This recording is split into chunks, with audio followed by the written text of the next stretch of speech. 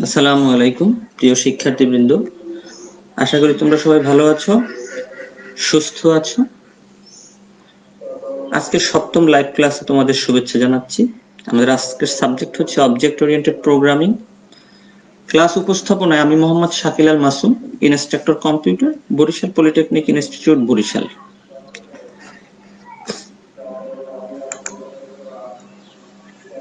আমরা আজকে অ্যারে এবং স্ট্রিং নিয়ে আলোচনা করব এবং এটা সম্পর্কে আমরা বিস্তারিত জানবো। এবং আমাদের আজকের অধ্যায়ের নাম হচ্ছে আন্ডারস্ট্যান্ড অ্যারেস অ্যান্ড স্ট্রিংস। এটি আমাদের পাঠ্য বইয়ের সপ্তম অধ্যায়ে অন্তর্ভুক্ত রয়েছে।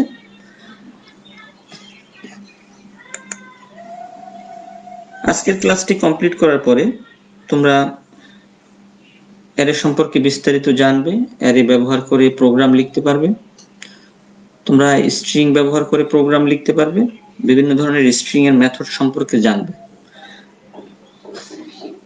এই দুটি বিষয় আমাদের খুবই গুরুত্বপূর্ণ, কারণ আমাদের প্রোগ্রামিং করতে হলে এই দুটি বিষয় কি লাগে। এছাড়াও আমরা পূর্বের অধ্যায়গুলোতে যেগুলো পড়েছি, তোমাদেরকে দেখিয়েছি বিভিন্ন ধরনের কন্ট্রোল স্টেটমেন্ট গুলো, if else, nested if else, switch, for, while, এই সকল লুপগুলো কিন্তু খুবই গুরুত্বপূর্ণ। আমাদের এই সকল স্টেটমেন্টগুলো সবসময় কিন্তু কাজে লাগে। আশা করি এগুলো তোমরা বাড়িতে বসে দেখেছো এবং এগুলো সম্পর্কে তোমাদের কনসেপ্ট এখন ক্লিয়ার হয়েছে। আমরা আজকে অ্যারে সম্পর্কে জানি এবং স্ট্রিং সম্পর্কে জানি। চলো তাহলে, অ্যারে আসলে কি জিনিস আমি যদি তোমাদেরকে এখন বলি যে তোমরা 100টি ভেরিয়েবল ডিক্লেয়ার করো, তাহলে তোমরা কি করবে? ইন্টিজার a, b, এভাবে তোমরা 100টি তোমরা ভেরিয়েবলকে ডিক্লেয়ার করবে। তাহলে কি হলো? এই কাজটি কিন্তু অনেক জটিল একটি কাজ, তাই না? এই কাজটিকে সহজ করে তোলার জন্য যারা সি# ডিজাইন করেছে তারা অ্যারে তৈরি করেছে। অ্যারে হচ্ছে একই টাইপের অনেকগুলো ভেরিয়েবলের সমষ্টি, যাকে আমরা অ্যারে বলি। এবং এই অ্যারেতে কি থাকবে? আমি যদি চাই যে একটা লিমিট করে দিব যে আমার 100টি ডেটা প্রয়োজন বা আমার 100টি ভেরিয়েবল প্রয়োজন, তাহলে আমি তার আমি ইন্ডেক্স বলে দিব। তাহলে কি হবে? সে যদি আমি 100 বলি তাহলে কি হবে? সে 0 থেকে 99 পর্যন্ত মানে 100টি ভেরিয়েবলকে সে একটি অ্যারে ডিক্লারেশনের মাধ্যমে কিন্তু সে আমাদের কাছে দিতে পারবে। এবং সে 100টি ভেরিয়েবলের মধ্যে কিন্তু সে কি করতে পারবে? অনেকগুলো এলিমেন্টকে সে রাখতে পারবে। এবং এই সকল ক্ষেত্রে ইন্ডেক্স শুরু হবে 0 থেকে এবং আমরা সর্বোচ্চ যে সংখ্যাটি বলবো সেই সংখ্যা থেকে 1 মাইনাস হবে, মানে n-1। যদি আমরা বলি 100টি, তাহলে হবে আমাদের 0 থেকে 99 পর্যন্ত আমাদের ইন্ডেক্স। এবং আমরা এই ইন্ডেক্সের মধ্যে কি রাখতে পারবো? অনেকগুলো আমরা ভ্যালুকে রাখতে পারবো। তাহলে আমরা অ্যারে বুঝতে পারলাম যে একই টাইপের অনেকগুলো ভেরিয়েবলের সমষ্টি। এখানে টাইপ বিভিন্ন ধরনের ডেটা টাইপ হতে পারে, বিভিন্ন ধরনের ভ্যালুকে আমরা রাখতে পারি এর মধ্যে, ইন্টিজার, ক্যারেক্টার, ফ্লোট, ডাবল টাইপের। এর কি কি সুবিধা রয়েছে? যে আমরা যখন অনেকগুলো ভেরিয়েবল যখন আমাদের ডিক্লেয়ার করতে হবে না, তাহলে কি হবে? আমাদের অনেকগুলো কোড কমবে। যদি আমাদের কোড কমে যায় তাহলে কি হবে? আমাদের প্রোগ্রামের কমপ্লেক্সিটি কমবে, আমাদের প্রোগ্রাম দ্রুত রান করবে। কারণ আমরা জানি যত কম কোডকে আমরা যত কমিয়ে লিখতে পারি তত আমাদের প্রোগ্রামিং এর জন্য কিন্তু সুবিধা। তাহলে আমাদের প্রথম সুবিধা হচ্ছে কোডকে সে অপটিমাইজেশন করবে। এরপরে রয়েছে র্যান্ডম অ্যাক্সেস করতে পারবো আমরা, যে আমাদের এলোমেলো ভাবে যে কোনো ডেটাকে আমরা যে কোনো ভাবেই আমরা অ্যাক্সেস করতে পারবো। এরপরে আমরা ইজিলি ট্রাভার্স করতে পারবো ডেটাকে, মানে সহজে আমরা ডেটায় ঢুকতে পারবো, কোনো সমস্যা হবে না। এরপরে আমরা ইজিলি আমরা ডেটাকে ম্যানিপুলেশন করতে পারবো, ম্যানিপুলেট করতে পারবো, মানে আমরা কোনো ডেটাকে ইনসার্ট করতে পারবো, আমরা কোনো ডাটাকে আমরা চাইলে চেঞ্জ করতে পারবো, আমরা মুছতে পারবো, এটাকে আমরা মডিফাই করতে পারবো। এছাড়াও আমরা পারবো কি? ডেটাকে আমরা সহজেই আমরা শর্টিং করতে পারবো, আমরা ছোট থেকে বড় বা বড় থেকে ছোট। অনেকগুলো সুবিধার মধ্যে একটি অসুবিধা রয়েছে, সেটি হচ্ছে এই অ্যারের সাইজটা হচ্ছে fixed by default. Maximum size হচ্ছে একটি অ্যারের 2 GB। এটি হচ্ছে তার ডিসঅ্যাডভান্টেজ। তাহলে কি অসুবিধার চেয়ে কি তার সুবিধাগুলোই আসলে বেশি? তাহলে আমরা এই সুবিধাগুলোকে গ্রহণ করি আসলে। এরপরে আমরা দেখবো যে declare and initialise an array. একটি অ্যারেকে কিভাবে ডিক্লেয়ার করতে হয়। আমরা যদি সিনট্যাক্স, আমরা সবসময় আমরা সিনট্যাক্স সম্পর্কে আমরা জানার চেষ্টা করব। সিনট্যাক্স যদি আমরা বুঝি তাহলে কি হবে, আমাদের যে কোনো আমাদের প্রোগ্রাম লিখতে বা তার কোডগুলোকে আমাদের বুঝতে কিন্তু অনেক, বা ডিক্লারেশন করতেও কিন্তু সুবিধা হয়। কিন্তু আমরা সিনট্যাক্স কি, একটি অ্যারে ঘোষণা করার, ডেটা টাইপ, তারপর ব্র্যাকেট, তারপর অ্যারে নেম থাকবে।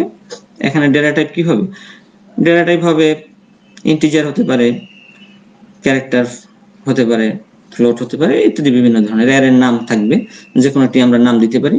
তারপর ব্র্যাকেট, ব্র্যাকেটে কি থাকবে, তার সাইজ উল্লেখ থাকবে, আসলে যে আমরা কত পর্যন্ত ডেটাকে নিয়ে আমরা কাজ করতে চাই, তার রেঞ্জ কতটুকু হবে।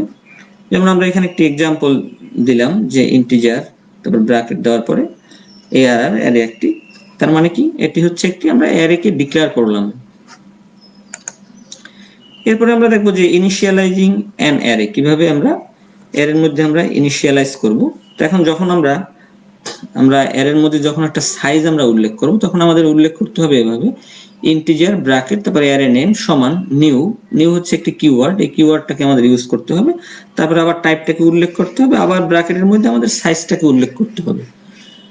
তাহলে কি হবে, আমাদের একটি অ্যারে, এই আর নাম, তার সাইজ হচ্ছে 5। এই 5 মানে হচ্ছে কি, 0 থেকে 4 পর্যন্ত তার ইন্ডেক্স। তার মানে সে এই 5টি ইন্ডেক্সের মধ্যে কি রাখতে পারবে, সে ভ্যালুগুলোকে রাখতে পারবে। আমরা 3 ভাবে আমরা অ্যারেকে ইনিশিয়ালাইজ করতে পারি, মানে তার মধ্যে আমরা মানকে রাখতে পারি। প্রথম হচ্ছে এভাবে, যে আমরা অ্যারের সাইজ উল্লেখ করে তারপরে তার ডেটাগুলোকে লিখলাম, যে আমরা যেহেতু জানি এখানে আমরা 4টি ডেটাকে রাখতে পারবো, তাহলে আমরা এখানে 0, 1, 2, 3, 4, আমরা এখানে 5টি আমরা ভ্যালুকে কিন্তু আমরা রাখতে পারবো 0 থেকে 4 পর্যন্ত। এখন আমরা চাইলে আমরা এই সাইজটাকে আমরা অমিট করতে পারি, তাহলে আমরা এভাবে লিখতে পারি, তাতেও আমাদের কোনো ভুল হবে না, যে আমাদের সাইজটাকে অমিট করে দিয়ে আমরা এভাবে লিখতে পারি। এছাড়াও আমরা নিউ অপারেটর, নিউ যে কিওয়ার্ড, এটাকেও আমরা অমিট করতে পারি। তাহলে আমরা ইন্টিজার, তারপরে ব্র্যাকেট, অ্যারে নেম সমান দিয়ে আমরা আমাদের এলিমেন্ট বা আমাদের যে ভ্যালুগুলো, শুধুমাত্র সেই ভ্যালুগুলোকে আমরা রাখি। তাহলে সে কি অটোমেটিক্যালি সে বুঝতে পারবে যে আসলে তার মধ্যে 5টা ভ্যালুই রয়েছে, যে তার ইন্ডেক্স গুলো 0, 1, 2, 3, 4 পর্যন্ত। তাহলে আমরা এভাবে কিন্তু আমরা একটি অ্যারের মধ্যে আমরা ইনিশিয়ালাইজ করতে পারবো। এরপরে আমরা দেখবো যে ক্লাসিফিকেশনস অফ অ্যারে। অ্যারে আসলে সি শার্পে 3 ধরনের: single dimensional array, multi dimensional array, jagged array. Single dimensional array আমরা প্রথমে স্লাইডগুলোতে যে আমরা একটু আগে যে দেখালাম, যে অ্যারেটা দেখালাম আমরা উদাহরণ হিসেবে, আসলে এটি হচ্ছে সিঙ্গেল ডাইমেনশনাল অ্যারে, যেখানে আমরা এভাবে ডিক্লেয়ার করি, সাইজটা থাকে, তার আমরা ভ্যালুটাকে আমরা এভাবে লিখতে পারি ব্র্যাকেটের ভিতরে। এখন এটাকে আমরা যদি ভেঙে লিখি তাহলে আমরা এইভাবে লিখতে পারি, যে আমরা জানি 5 মানে কি, 0 থেকে 4 পর্যন্ত তার ইন্ডেক্স। তাহলে একবার হবে 0, 1, 2, 3, 4। তাহলে 0 যার তার ইন্ডেক্স, তার ভ্যালু হচ্ছে 10, 1 এর ক্ষেত্রে 20, 2 এর ক্ষেত্রে 30, 3 এর ক্ষেত্রে 40, 4 এর ক্ষেত্রে 50। এটাই হচ্ছে আমাদের ওয়ান ডাইমেনশনাল অ্যারে।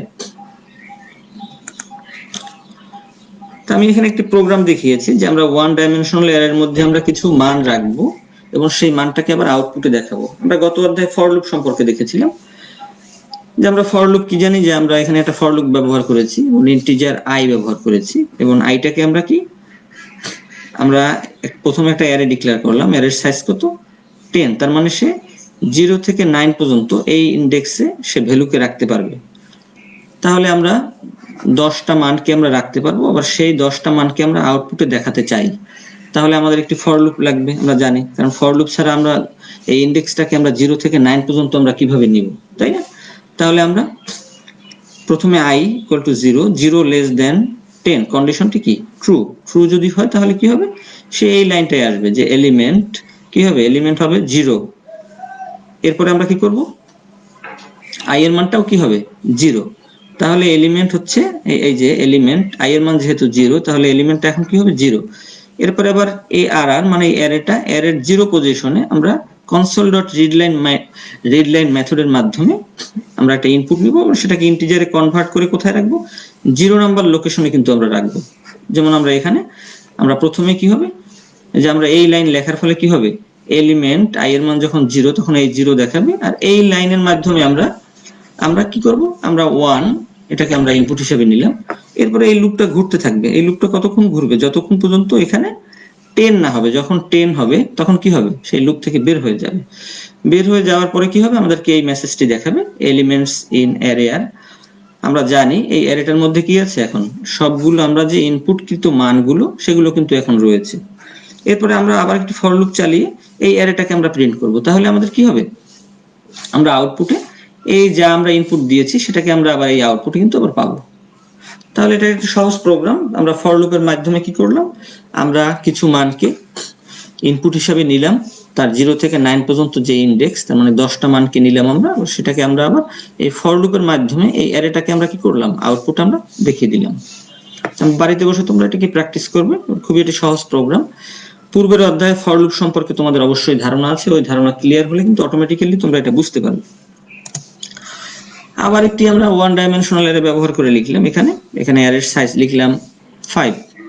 তাহলে আমরা আবার অ্যারেটাকে ইনিশিয়ালাইজ করলাম যে তার 0 ইন্ডেক্সে রয়েছে মান 10, 1 এ নেই, 2 তে আছে 20, 3 তে আবার মান নেই, আবার 4 এ রয়েছে 30। এখন আমরা আবার একটি ফর লুপ ব্যবহার করি এবং এই অ্যারেটাকে আমরা প্রিন্ট করি। তাহলে কি হবে? Integer I 0 less then AR, মানে এই অ্যারেটা আমাদের, তার লেন্থ কত? 5। তার মানে সে 0 থেকে 4 পর্যন্ত সে আমাদেরকে মান দেখাবে।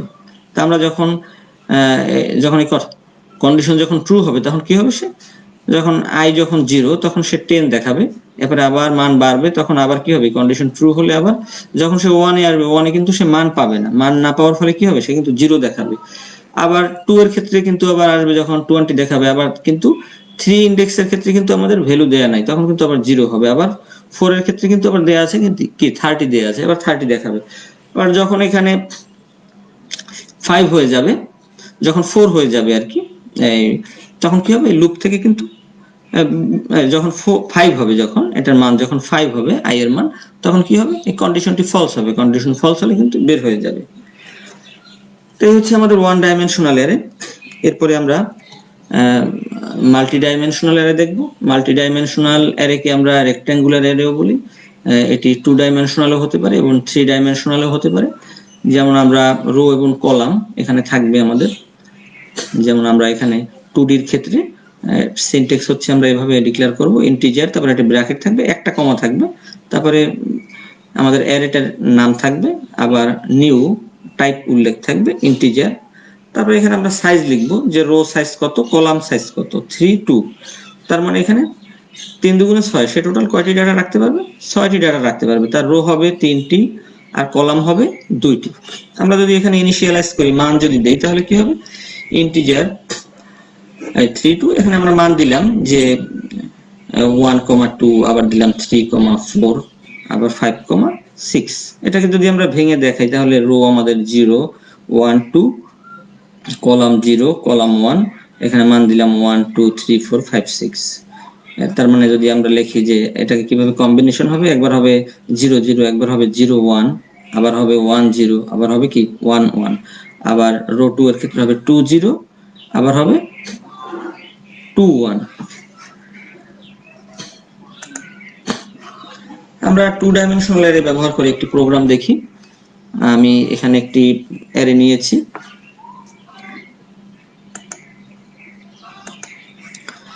টু ডাইমেনশনাল অ্যারে, যার মান দেয়া রয়েছে এখানে, এটি হচ্ছে তার মান।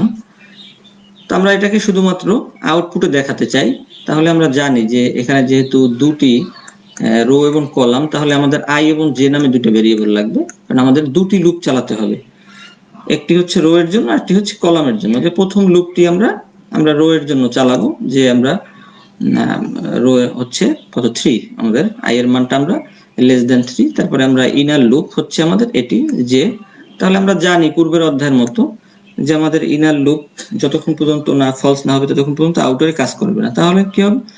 যখন I এর মান যখন 0 হবে, 0 লেস দেন 3, কন্ডিশন ট্রু, তখন সে কি করবে? এই ইনার লুপটায় ঢুকবে। আবার J এর মান যখন 0 হবে, 0 লেস দেন 2, কন্ডিশন ট্রু, তখন কি হবে? সে I এর মানও পাবে সে কত? 0, এবং J এর মানও কি হবে? 0। তখন সে কি করবে? 0 0 এর ক্ষেত্রে সে মানটা কত পাবে? 1 পাবে। কিন্তু এই 0 এবং 0, তখন সে মানটাকে প্রিন্ট করবে কত? এই অ্যারেটা প্রিন্ট করবে। অ্যারের মধ্যে আসলে কত থাকবে?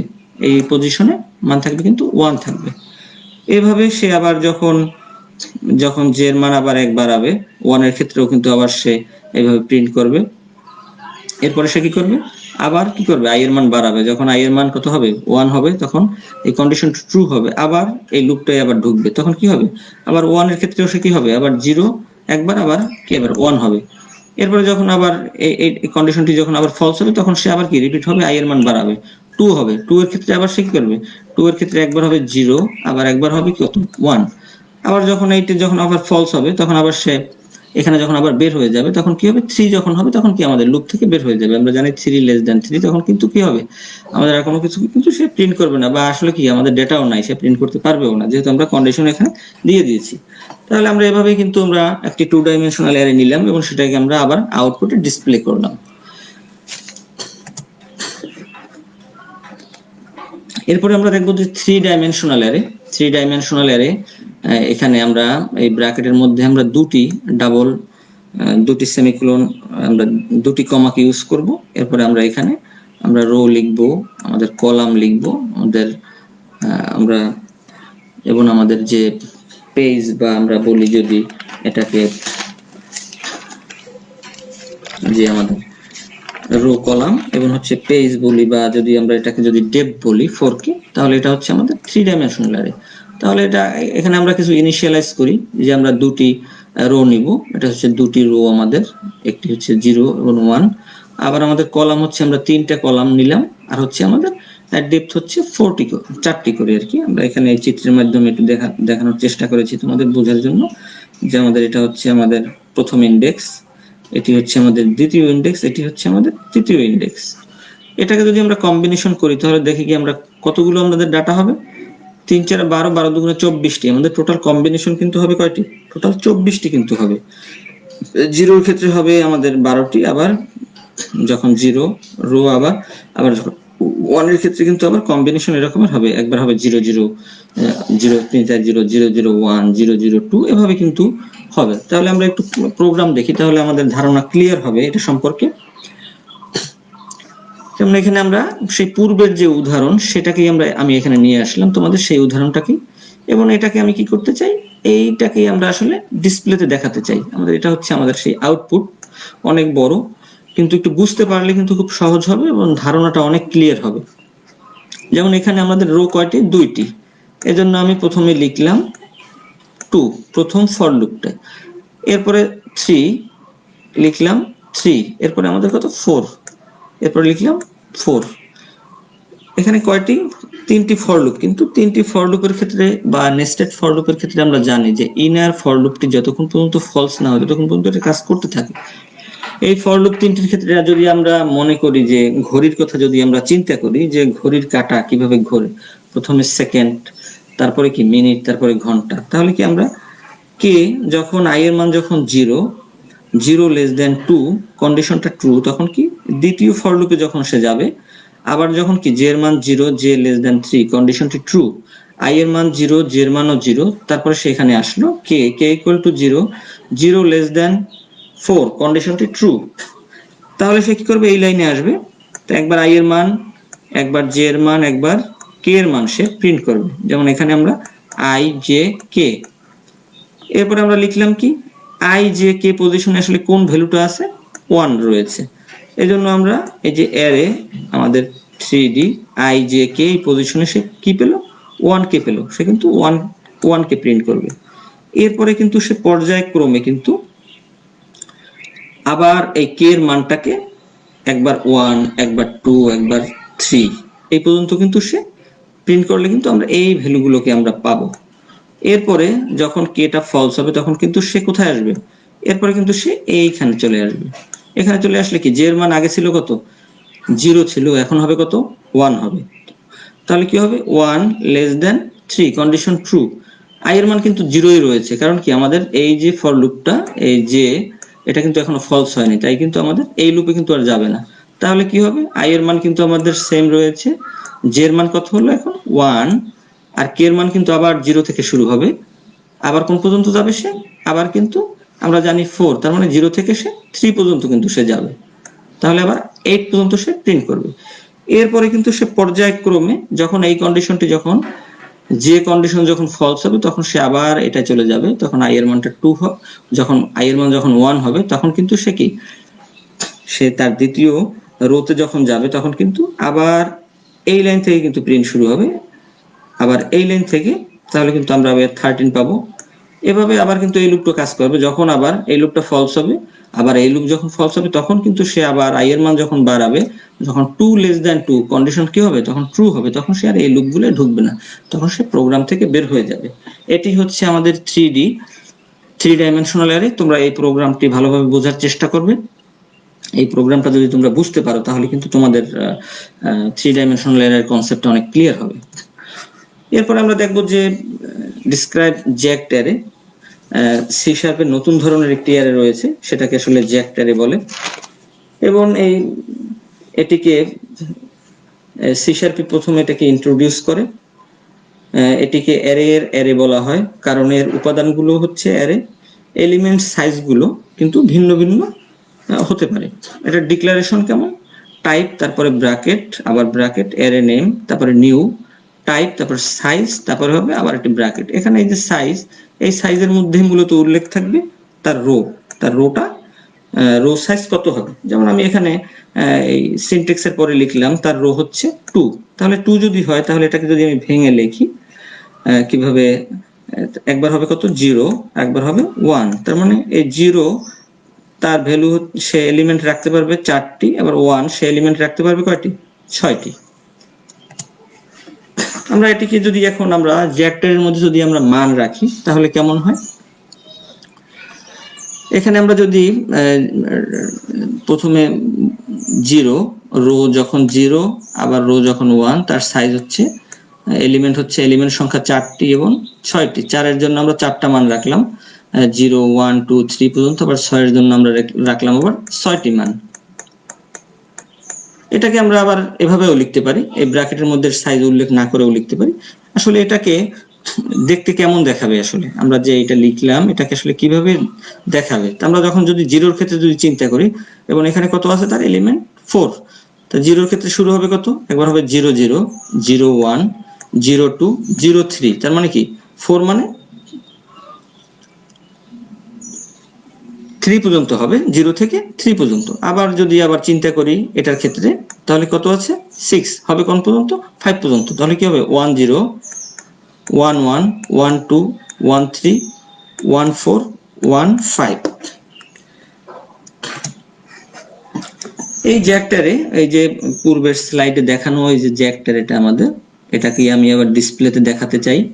তা আমি একটি জ্যাকটারে নিলাম, ইন্টিজার, এই একটা আমাদের জ্যাকটারে। এরপর এটাকে আমি এবার ইনিশিয়ালাইজ করলাম তার এলিমেন্ট গুলোকে। তো আমাদের জ্যাকটারের রো হচ্ছে কি 2, মানে 0 এবং 1, তার এলিমেন্ট হচ্ছে 4 এবং 6, তার মধ্যে মান দিলাম। এরপরে আমি চাই কি, আমি অ্যারের যে লেন্থ, এর মাধ্যমে আমি অ্যারের লেন্থটাকে আমি দেখাবো। আমি কিভাবে দেখাবো, প্রথমে n equal to 0, n less than a dot length, এর লেন্থ কত রয়েছে 2, n প্লাস প্লাস, কন্ডিশনটি ট্রু। যদি এটা ট্রু হয় তাহলে কি হবে, সে পরবর্তী লাইনে সে আসবে, তাহলে সে একটা মেসেজ প্রিন্ট করবে, রো কত, n এর মান কত আমাদের 0, তার মানে কি রো 0, এই লাইনটি আসবে, কিন্তু রো হবে কত 0। এরপরে সে এখানে আসবে, এখানে আসার পরে কি হবে, k equal to 0, k less than a 0 dot length, a 0 এর লেন্থ কত, এর লেন্থ কিন্তু 4, তাহলে সে কি হবে, আসলে এখানে মানটা কত তার 4, কিন্তু তাহলে এটা কত 3 পর্যন্ত কিন্তু সে ঘুরবে, তাহলে কি হবে, একবার 0, তারপর সে প্রিন্ট করবে 0 0 পজিশনের, তাহলে সে প্রিন্ট করবে কত 11, একবার প্রিন্ট করবে, একবার 21, এরপরে আবার কত, এই মানটি যখন 4 যখন হবে তখন কি হবে, কন্ডিশনটি কিন্তু ফলস হয়ে যাবে, কারণ কি আমরা 3 পর্যন্ত, আমরা সে 0 থেকে 3 পর্যন্ত যাবে, এরপরে সে কি হবে, এই লুপ থেকে বের হয়ে সে আবার কোথায় চলে যাবে, সে আমাদের এখানে চলে যাবে, n এর মান এই যে এখানে যাবে, এই n প্লাস প্লাস, মানে কি হবে, n প্লাস প্লাস n এর মান 0, এক যোগ হয়ে হবে কি হবে 1, তারপরে কোথায় আসবে, এই কন্ডিশনটাকে আবার চেক করবে সে, তারপর সে আবার ভিতরে আসবে, এই ভিতরে এসে সে কি পাবে, সে আবার যখন এই মানটি আবার কত পাবে 6, এই লাইন মানটি কি চেঞ্জ হয়ে যাবে, a1, তখন n এর মান কত, n এর মান হচ্ছে এই a1, তার লেন্থ কত, তার লেন্থ হচ্ছে 6, তার মানে সে 0 থেকে 5 পর্যন্ত সে যাবে। তখন কি রো প্রিন্ট হবে কোনটা, n এর মান আমরা জানি কত এখন 1, তাহলে এই লাইনটি যখন প্রিন্ট হবে তাহলে কি হবে রো 1, তারপরে এই মানগুলো সে প্রিন্ট করবে। এই মানগুলো প্রিন্ট করার পরে যখন আবার সে এই লুপ থেকে বের হয়ে গিয়ে যখন আবার n এর মান কত 1 ছিল, যখন 1 যোগ 1 2 হবে, তো 2 লেস দ্যান 2 কন্ডিশনটি কি হবে, কন্ডিশনটি কিন্তু ফলস হবে, তারপরে এই লুপ থেকে বের হয়ে যাবে। এটি হচ্ছে জ্যাকড অ্যারে। তো তোমরা এই প্রোগ্রামগুলো যদি করো তাহলে কিন্তু তোমাদের ধারণা ক্লিয়ার হবে। এরপরে আমরা দেখব যে স্ট্রিং।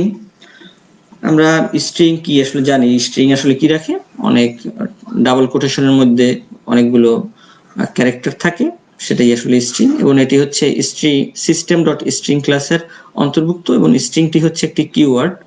এবং এখানে আমরা কি রাখি, এবং স্ট্রিং একটি যখন আমরা ডিক্লেয়ার করি তখন স্ট্রিং লিখি, ভেরিয়েবলটির পূর্বে নাম, এবং এটাকে ডাবল কোটেশনের মধ্যে আমরা কি রাখি, অনেকগুলো ক্যারেক্টারকে রাখি, সেটাকে আমরা কি বলি স্ট্রিং। যেমন আমরা একটা স্ট্রিং এর মধ্যে মান রাখলাম, তাহলে কি রাখলাম স্ট্রিং ডিক্লেয়ার করলাম, ভেরিয়েবলটির নাম দিলাম, তার মধ্যে মান কি রাখলাম ডাবল কোটেশন দিয়ে লিখলাম হ্যালো, তাহলে এটা কি একটা স্ট্রিং টাইপের ভেরিয়েবল।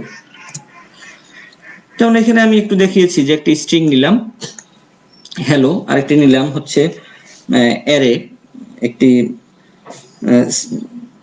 একটি অ্যারে নিলাম, অ্যারে অফ ক্যারেক্টার নিলাম, এখানে অ্যারে অফ ক্যারেক্টার, যেটাকে আবার নিউ এর মাধ্যমে এটাকে আমি আবার আরেকটি স্ট্রিং এ রাখলাম s2, এরপরে আবার s1 এবং s2 টাকে আবার প্রিন্ট করে দেখিয়ে দিলাম, তাহলে আমরা কি পাবো হ্যালো পাবো। এবং এই যে অ্যারে অফ ক্যারেক্টারটাকে সে একত্র করে লিখবে C#। এটা সহজ একটি প্রোগ্রাম স্ট্রিং এর। এরপর যদি দেখি যে আমরা কিভাবে একটি ইনপুট নিব স্ট্রিং, তো আমরা জানি যে স্ট্রিং টাইপের যদি ইনপুট নিতে চাই তাহলে আমাদের স্ট্রিং লিখতে হবে, আমাদের ভেরিয়েবলটির নাম, তারপরে আমরা একটা মেসেজ শো করব। আমরা console.readline এর মাধ্যমে কিন্তু আমরা কি নেই আসলে একটা স্ট্রিং কেই নেই, তারপরে আমরা একটা স্ট্রিং কে নিয়ে str এর মধ্যে রাখবো এবং এটাকে আমরা আউটপুটে দেখিয়ে দিব। যেমন আমরা যদি ইনপুট নেই হ্যালো ওয়ার্ল্ড, তারপরে আবার আউটপুটে আমরা পাবো হ্যালো ওয়ার্ল্ড। এরপর আমরা দেখব যে create a string object. String object কি আসলে, স্ট্রিং অবজেক্ট আসলে যদি আমরা জানতে যাই, স্ট্রিং অবজেক্ট হচ্ছে সিস্টেম ডট ক্যারেক্টার অবজেক্টের ধারাবাহিক সংগ্রহ যা স্ট্রিংকে উপস্থাপন করে। সিস্টেম ডট স্ট্রিং ক্লাসের মাধ্যমে স্ট্রিং এর রিপ্রেজেন্টেশন হয়। স্ট্রিং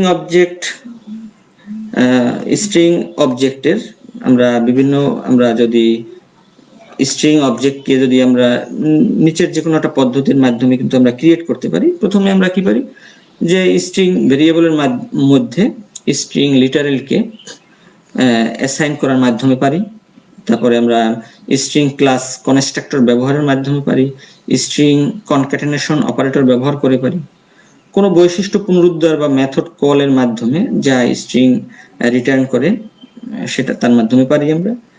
কোনো মান বা কোনো অবজেক্টকে তার স্ট্রিং উপস্থাপনায় রূপান্তর করতে একটি ফরম্যাটিং পদ্ধতিও অনেক ক্ষেত্রে কল করে। এই সকল পদ্ধতির মাধ্যমে কিন্তু আমরা আসলে স্ট্রিং অবজেক্টকে ক্রিয়েট করতে পারি।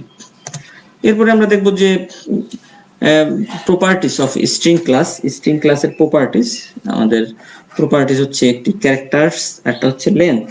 ক্যারেক্টার হচ্ছে বর্তমান স্ট্রিং অবজেক্টে একটি নির্দিষ্ট অবস্থানে ক্যারেক্টার অবজেক্টটি পায়, আবার লেন্থের ক্ষেত্রে বর্তমান স্ট্রিং অবজেক্টে ক্যারেক্টার বা বর্ণের সংখ্যাটি পায়। তাহলে আমাদের আসলে প্রপার্টিস হচ্ছে দুটি, একটি হচ্ছে ক্যারেক্টার আর একটা হচ্ছে লেন্থ। এরপরে আমরা দেখব যে স্ট্রিং ক্লাসের বিভিন্ন ধরনের মেথড সম্পর্কে আমরা জানবো। আমাদের অনেকগুলো মেথড রয়েছে, আমি এখানে গুরুত্বপূর্ণ যে সকল মেথডগুলো রয়েছে সেগুলো সম্পর্কে আমি একটু বলবো। যে প্রথমে রয়েছে ক্লোন, যে এই ক্লোন কি করে আসলে অ্যানাদার কপি অফ সেম ডাটাটাকে সে রিটার্ন করে, মানে অন্য একটি স্ট্রিং এর মধ্যে যেটা থাকে সেটাকেই সে কি করে, সেটাকে আবার সে রিটার্ন করতে পারে, সেম কপি আর কি, কোনো চেঞ্জ হয় না। এরপর রয়েছে কম্পেয়ার, দুটি স্ট্রিং এর সাথে কম্পেয়ার করে, যদি স্ট্রিং সমান হয় এবং সেম যদি হয় দুটি স্ট্রিং তাহলে 0 রিটার্ন করে। আবার যদি প্রথম স্ট্রিং যদি দ্বিতীয় স্ট্রিং এর চেয়ে যদি বড় হয় তাহলে সে 1 রিটার্ন করবে। আবার যদি প্রথম স্ট্রিংটা যদি দ্বিতীয় স্ট্রিং এর চেয়ে যদি ছোট হয় তাহলে সে -1 রিটার্ন করবে। এরপর কনক্যাট, দুই বা তার অধিক স্ট্রিংকে একত্রিত করে কনক্যাটেনেশন, এরপরে রয়েছে কন্টেন্টস, কোন একটি স্ট্রিং অন্য কোনো স্ট্রিং এর মধ্যে রয়েছে কিনা সেটা চেক করার জন্য এই কন্টেন্টস ব্যবহার করা হয়। এরপর রয়েছে কপি, কোন একটি স্ট্রিং ভেরিয়েবলের মান অন্য কোনো স্ট্রিং এ কপি করা। এরপর রয়েছে এন্ডস উইথ, কোন নির্দিষ্ট স্ট্রিং এর শেষের অংশের এর সাথে অন্য কোনো স্ট্রিং এর মিল রয়েছে কিনা তা চেক করে, মিল থাকলে সে ট্রু রিটার্ন করে, আর যদি মিল যদি না থাকে তাহলে কিন্তু সে ফলস রিটার্ন করে। এরপর রয়েছে ইকুয়ালস, ইকুয়ালস দুটি স্ট্রিং সেম ভ্যালু কিনা চেক করে, ভ্যালু যদি সেম হয় তাহলে ট্রু হয়, আর ভ্যালু যদি সেম না হয় তাহলে সে ফলস রিটার্ন করে। এরপর রয়েছে ফরম্যাট, সি শার্প ফরম্যাট পদ্ধতিটি নির্দিষ্ট স্ট্রিং এর এক বা একাধিক ফরম্যাট আইটেম গুলোকে নির্দিষ্ট বস্তুর স্ট্রিং রিপ্রেজেন্ট করে রিপ্লেস করতে ব্যবহৃত হয়। মূলত বিভিন্ন ধরনের ফরম্যাটকে ইউজ করা যায়। এরপর রয়েছে গেট টাইপ, অবজেক্টের টাইপ বের করে, অর্থাৎ সিস্টেম টাইপ কি সেটাকে সে বের করার জন্য আমরা এই মেথডটাকে ব্যবহার করি। এরপর রয়েছে ইন্ডেক্স, কোন স্ট্রিং এর মধ্যে নির্দিষ্ট কোনো ক্যারেক্টার কোন ইন্ডেক্সে রয়েছে তার নাম্বার, মানে ইন্ডেক্সটাকে সে ডিসপ্লে করে। যদি আমরা একটা লিখি যে হ্যালো ACLLO, তাহলে ওটা কোন ইন্ডেক্সে রয়েছে সেটাকে সে ডিসপ্লে করবে। এরপর রয়েছে ইনসার্ট, ইন্ডেক্স নাম্বার ব্যবহার করে কোনো স্ট্রিং এর মধ্যে কোনো ক্যারেক্টারকে ইনসার্ট করার জন্য এটি ব্যবহৃত হয়। যে আমরা যে কোনো একটা নির্দিষ্ট ইন্ডেক্স যদি বলে দেই যে এই ইন্ডেক্সের মধ্যে কি হবে, একটি ক্যারেক্টারকে সে ইনসার্ট করবে, তখন এটাকেই আমরা ব্যবহার করতে পারি। এরপর রয়েছে জয়েন, অ্যারে এর এলিমেন্টগুলো সেপারেটরের মাধ্যমে একত্রিত করে। মূলত যেমন আমরা যদি চাই যে কোনো একটি সেপারেটর ব্যবহার করব, একটা হাইপেন দিলাম, তখন এই জয়েন ব্যবহার করে কিন্তু আমরা কোনো একটি স্ট্রিং এর মধ্যে যদি অনেকগুলো ওয়ার্ড থাকে তাহলে কিন্তু আমরা এই জয়েন ব্যবহার করে একটি সেপারেটর ইউজ করতে পারি। এরপর রয়েছে রিমুভ, কোনো স্ট্রিং এ নির্দিষ্ট কোনো ক্যারেক্টার রেখে বাকি যদি ক্যারেক্টারকে রিমুভ করতে চাই তাহলে আমরা এই রিমুভটাকে ব্যবহার করি। এরপর রয়েছে রিপ্লেস, কোনো স্ট্রিং এর কোনো ক্যারেক্টারের স্থলে যদি আমরা অন্য কোনো ক্যারেক্টারকে রিপ্লেস করতে চাই তাহলে আমরা রিপ্লেস মেথডকে ব্যবহার করতে পারি। এরপর রয়েছে স্প্লিট, স্প্লিট অর্থ কি, একটি স্ট্রিংকে যদি ভেঙে আমরা সাব স্ট্রিং এ তৈরি করতে চাই তাহলে আসলে আমরা স্প্লিট মেথডকে আমরা ইউজ করতে পারি। এরপর রয়েছে স্টার্টস উইথ, কোন স্ট্রিং এ প্রথম ক্যারেক্টার চেক করে, যদি পায় তাহলে ট্রু, না পেলে ফলস, যেহেতু লেখা রয়েছে কি স্টার্টস উইথ। তারপর রয়েছে সাব স্ট্রিং, নির্দিষ্ট ইন্ডেক্স নাম্বার ব্যবহার করে ওই ইন্ডেক্স পর্যন্ত বাদ দিয়ে বাকি ইন্ডেক্সকে প্রদর্শন করে। টু ক্যারেক্টার অ্যারে, কোন স্ট্রিংকে ক্যারেক্টার হিসেবে প্রদর্শন করতে পারে। টু লোয়ার, কোন স্ট্রিংকে লোয়ার কেসে রূপান্তরিত করে। টু আপার, কোন স্ট্রিংকে আপার কেসে রূপান্তরিত করে। তারপরে রয়েছে টু স্ট্রিং, আসলে স্ট্রিং এ রূপান্তরিত করে কোনো কিছুকে যদি সেটা ক্যারেক্টার হয়ে থাকে। এরপর রয়েছে ট্রিম, কোন স্ট্রিং এর যদি কোনো স্ট্রিং এর আমরা যদি লিখি যে ডাবল কোটেশনের মধ্যে যদি স্পেস দেই, হোয়াইট স্পেস, তাহলে এই ট্রিম দিলে কি হবে, সেই সামনের দিকের বা স্ট্রিং এর পরের দিকের হোয়াইট স্পেস গুলোকে সে রিমুভ করতে পারে। তো এইগুলো ব্যবহার করে তোমরা যদি প্রোগ্রাম লিখো তাহলে বা শিখলে কিন্তু তোমরা জানতে পারবে। ছোট ছোট প্রোগ্রাম দেওয়া রয়েছে, যেমন আমি কিছু কিছু প্রোগ্রামকে ব্যবহার করেছি, যেমন ক্লোন ব্যবহার করে একটি প্রোগ্রাম দিয়েছি, তারপরে কম্পেয়ার মেথড ব্যবহার করে একটি প্রোগ্রাম দিয়েছি, খুব সহজ সহজ প্রোগ্রাম, এগুলো তোমরা দেখবে। তারপরে আমি কনক্যাট ব্যবহার করে যে বলেছি দুটি স্ট্রিংকে সে কি করতে পারবে, সে কনক্যাটের মাধ্যমে কি করতে পারবে, সে একত্রিত করবে, এই যে কনক্যাটকে ব্যবহার করে সে দুটি স্ট্রিংকে। এরপরে কপি, যে এখানে আমার একটা স্ট্রিং এর মধ্যে রয়েছে হ্যালো, আর একটা স্ট্রিং এর মধ্যেও সেই হ্যালোটাকে কপি করতে পারবে, তাহলে কি আমরা সেম জিনিসটাকে কিন্তু পাবো ওই দুটি স্ট্রিংকে প্রিন্ট করলে। এরপরে ইকুয়াল, যে আমরা যদি দেখি যে দুটি স্ট্রিং সমান কিনা তাহলে কি হবে, যে আমরা এখানে যেমন আমরা কম্পেয়ার করলাম s1 ইকুয়ালস s2, তাহলে আমরা কি পেলাম, ট্রু পেলাম। আবার পরবর্তী ক্ষেত্রে আমরা কি পেলাম, s1 ইকুয়াল s2, s1 আর s2 কি সমান না, সেক্ষেত্রে কি হবে, ফলস হবে কিন্তু। এরপরে টু লোয়ার, যেমন এখানে আমাদের এইচটা বড় হাতের আছে, অন্যগুলো কিন্তু কি স্মল লেটার, আবার সিটা কি বড় হাতের, আমরা চাচ্ছি সবগুলোকে লোয়ার, তাহলে টু লোয়ার মেথডের মাধ্যমে আমরা কি করতে পারি, সবগুলো কিন্তু আমরা আউটপুটে পাবো কি লোয়ার পাবো। আবার যদি আপার চাই তাহলে কিন্তু আমরা আবার আপার ব্যবহার করে কিন্তু আমরা আপার। এরপরে ট্রিম, যেমন এখানে আমার হোয়াইট স্পেস রয়েছে সামনে, ট্রিম ব্যবহার করার ফলে কিন্তু কি আউটপুটে আমি সামনের হোয়াইট স্পেসটা পাবো না। তোমাদের হোমওয়ার্ক দেওয়া রয়েছে, আমি অনেকগুলো প্রোগ্রাম দিয়েছি এবং বর্ণনা দিয়েছি। অনেকগুলো প্রোগ্রামের সংখ্যা বাড়িয়েছি, যেহেতু আমাদের চ্যাপ্টার গুলো আমরা এখন সামনে এগোচ্ছি। তোমরা এখন আগের চেয়ে ভালো পারো বলে আমি আশা করি, তোমাদের ধারণা অনেক ক্লিয়ার হয়েছে বলে আমি মনে করি। তোমরা সুতরাং এই প্রোগ্রামগুলো করবে, বা এছাড়াও বিভিন্ন রকমের প্রোগ্রাম রয়েছে, সেগুলোকে তোমরা বাসায় বসে সলভ করার চেষ্টা করবে। তোমাদের যদি কোনো প্রশ্ন থাকে তাহলে তোমরা ইনবক্স করতে পারো বা আমাকে মেইল করতে পারো। এই ভিডিওটি তোমরা দেখতে এই skills.gov এ যেতে পারো বা দক্ষতা বাতায়নের ফেসবুক পেজে যেতে পারো। তা আশা করি তোমরা সবাই ভালো থাকবে, সুস্থ থাকবে এবং এই অধ্যায়টা ভালোভাবে প্র্যাকটিস করবে, কারণ খুবই গুরুত্বপূর্ণ আমাদের প্রোগ্রামিং চর্চা করার জন্য এই সকল অধ্যায়গুলো জানা। আমরা যদি পঞ্চম, ষষ্ঠ এবং সপ্তম অধ্যায় যদি ভালোভাবে বুঝতে পারি, জানতে পারি, তাহলে কিন্তু আমরা প্রোগ্রামিং এ অনেক এগিয়ে যাব এবং এই সময়টা কিন্তু প্রোগ্রামিং প্র্যাকটিস করার জন্য কিন্তু খুব ভালো একটি সময়। তাহলে আশা করি তোমরা সবাই ভালো থাকবে এবং প্রোগ্রামিং প্র্যাকটিস করার মাধ্যমে তোমরা নিজের দক্ষতা উন্নয়ন করবে এবং দেশের দক্ষ মানব সম্পদে পরিণত হবে। ধন্যবাদ সবাইকে।